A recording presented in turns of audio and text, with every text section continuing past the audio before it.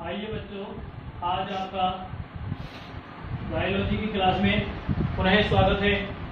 हमारे उसी बिंदु पर हम वापस लौटकर आते हैं। हमारा जो बिंदु चल रहा है वो चल रहा है मानव में पाचन। आपको पता है, इससे संबंधित हम अंतिम बिंदु के बारे में बात कर चुके हैं और वो अंतिम बिंदु हमारा था वडियाद। वडियाद को हम क्या कहते हैं? बृहदांत्र। इसको हम पढ़ चुके हैं। इसके अंदर हमने अंतिम जो पढ़ा था, इसके 3 भागों में बात की थी हमने, और अंत में जो हमने पढ़ा था वो पढ़ा था मलाशय। मलाशय के बारे में हमने बात की, रेक्टम के बारे में हमने बात की। उसके बाद अब हमारा अगला जो बिंदु आता है वो आता है सहायक पाचक ग्रंथियां। सहायक पाचक ग्रंथियां।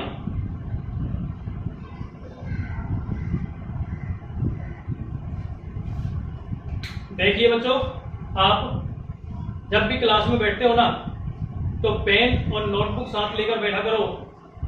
बार बार कहने की बात नहीं होती कि जो भी बोर्ड पे लिखा जाता है आप उसको नोट करें, और आपको बाद में पढ़ने के लिए बार बार वीडियो देखने की आवश्यकता नहीं पड़े, और आपके पास एक नोट्स बुक तैयार हो जाए जिसको आपको कभी भी पढ़ना पड़े तो उठा के उसको आप पढ़ सकते हैं।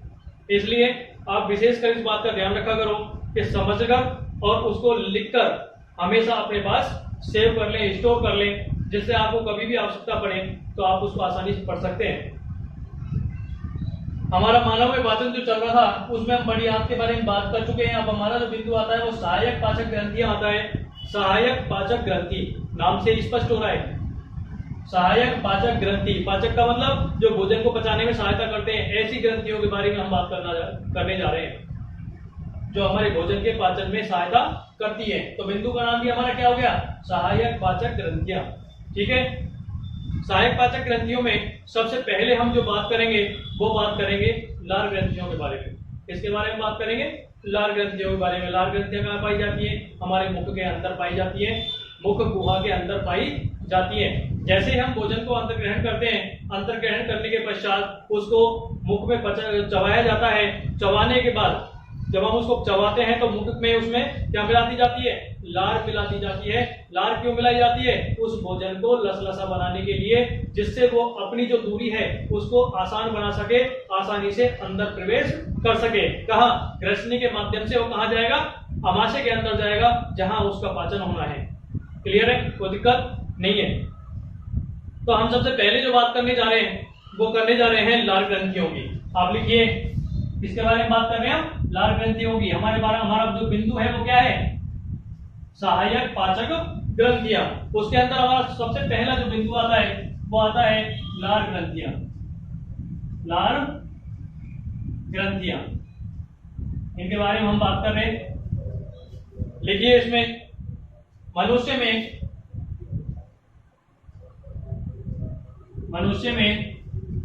3 प्रकार की लार ग्रंथियां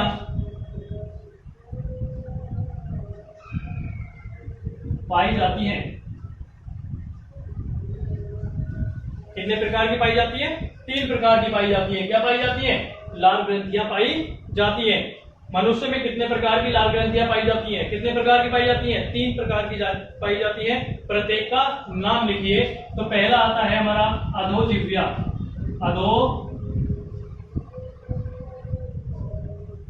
अधोजिह्वा। दूसरा आता है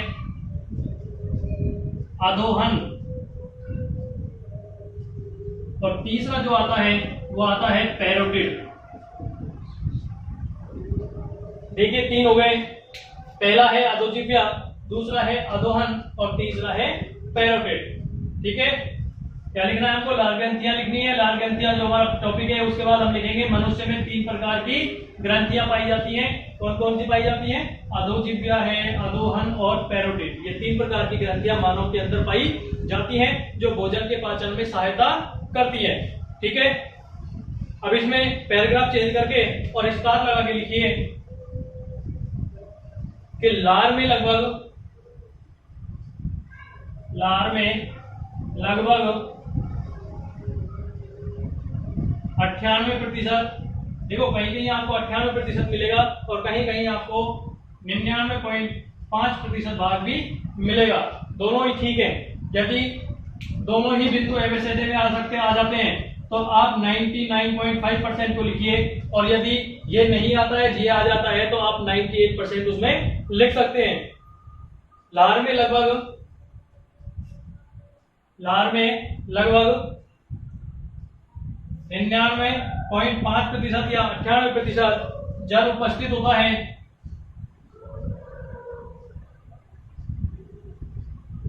जल उपस्थित होता है। शेष भाग में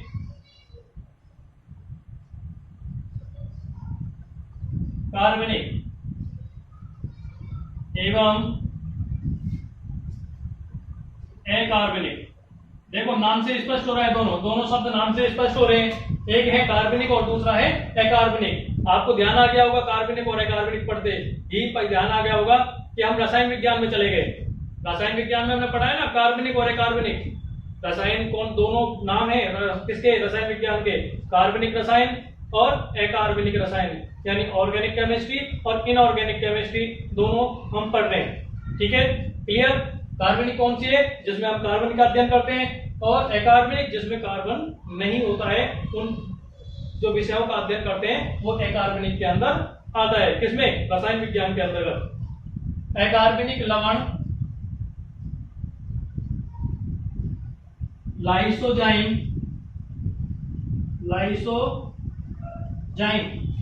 देख लीजिए, लवण है और दूसरा उसके बाद क्या है, लाइसोजाइम है। लाइसोजाइम टाइलिन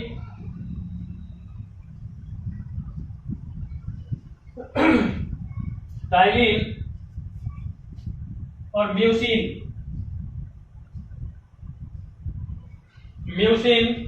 आदि पदार्थ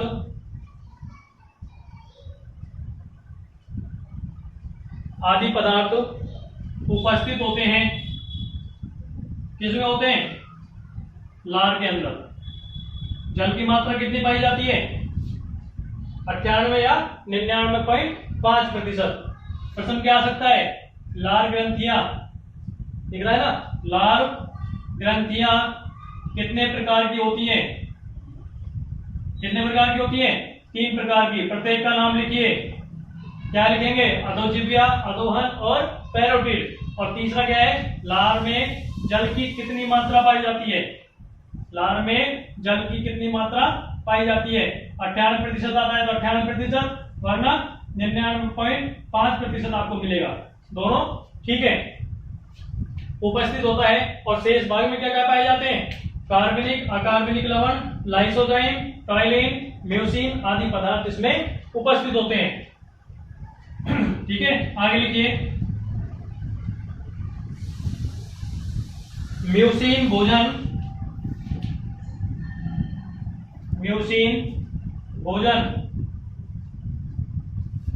के कणों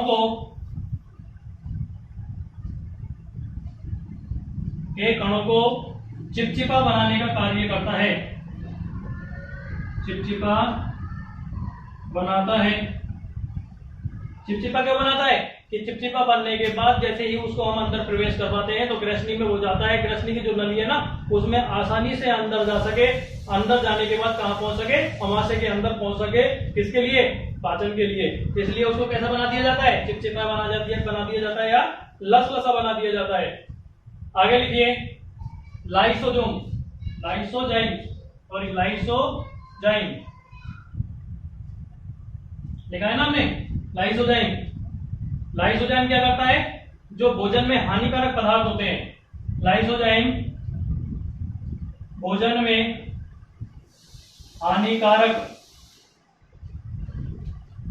जीवाणुओं को नष्ट करने का कार्य करता है।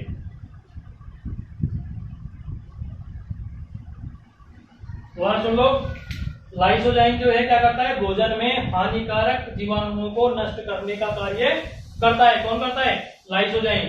देखो ऊपर से एक लाइन मिटा रहा हूं, एक बिंदु एक लाइन और लिखनी है अपन को।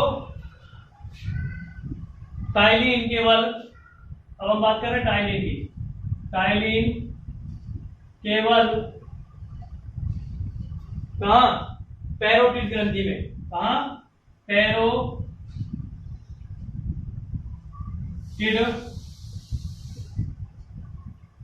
ग्रंथि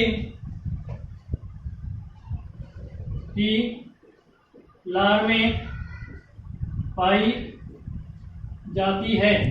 देख लीजिए, टाइलिन केवल पैरोटिड ग्रंथि की लार में पाई जाती है। हमारे सिलेबस में ये इतना ही है, तो हम इतना ही पढ़ेंगे। केवल हमारे सिलेबस में क्या है?